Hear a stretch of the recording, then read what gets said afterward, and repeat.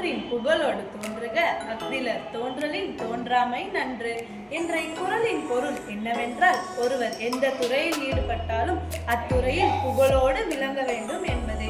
இக்குறளுக்கு ஏற்ப விளங்கியவர் கர்ம வீரர், கருப்பு காந்தி, படிக்காத மேதை, எளிமையின் சிகரம், கல்விக்கண் திறந்தவர் போன்ற சிறப்பு பெயர்களால் போற்றப்படும் காமராஜர் ஐயா அவர்கள் மட்டுமே.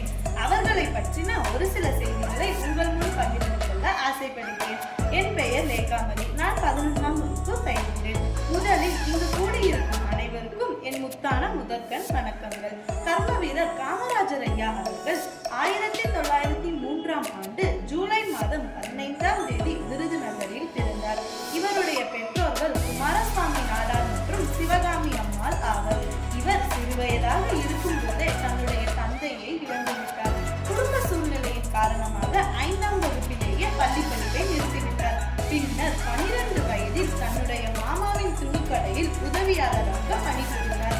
காமராஜர் ஐயா அவர்கள் இந்திய விடுதலை போராட்ட வீரரும் முன்னாள் முதலமைச்சருமாக திகழ்கிறார்.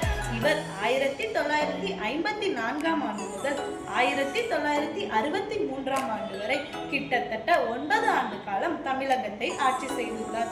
இவருடைய ஆட்சி காலம் தமிழகத்தின் பொற்காலம் என்றும் அழைக்கப்படுகிறது. ஏனென்றால் இவர் முதல்வர் ஆனவுடன் மூடப்பட்டிருந்த சுமார் 30,000 பள்ளிகளை திறந்தார். மேலும் ஜாதி மத வேறுபாடுகள் இருக்கக்கூடாது என்பதற்காக சீருடை திட்டத்தை கொண்டு வந்தார். அது மட்டும் அல்லாமல் மதிய உணவு திட்டத்தையும் செயல்முறைப்படுத்தினார்.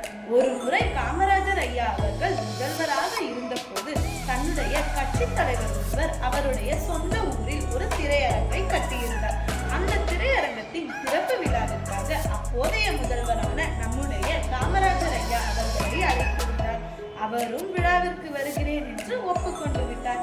அரசின் விதிப்படி எந்த ஒரு புதிய கட்டிடத்தை திறக்க வேண்டும் என்றாலும் முதலில் அந்த மாவட்ட ஆட்சித்தலைவரிடம் அனுமதி பெற்று சான்றிதழ் வாங்க வேண்டும். அதனால் அந்த கட்சி பிரமுகர், அதாவது கட்டிடத்தை கட்டியவர், மாவட்ட ஆட்சித்தலைவரை அணுகிய போது அவர் சான்றிதழ் கொடுக்க ஒப்புக்கொள்ளவில்லை. காரணம் என்னவென்றால் இன்னும் கட்டிடம் முழுமையாக கட்டி முடிக்கவில்லை. இவரோ இந்த திரையரங்கத்தின் திறப்பு விழாவுக்கு நம் நாட்டின் முதல்வர் வருகிறார் என்று கூறினார். அப்பொழுதும் கூட மாவட்ட ஆட்சித்தலைவர் ஒப்புக்கொள்ளவே இல்லை. இந்த விஷயம் கர்ம வீரர் காமராஜர் ஐயா அவர்களின் காதுக்கு தெரிய வர அவர் அந்த கட்சி தலைவரை அழைத்து, நீங்கள் கட்டிடத்தை முழுமையாக கட்டி முடித்த பின் என்னிடம் கூறுங்கள், பின் மற்றொரு தேதியில் வந்து நான் திறந்து வைக்கிறேன் என்று கூறிவிட்டார்.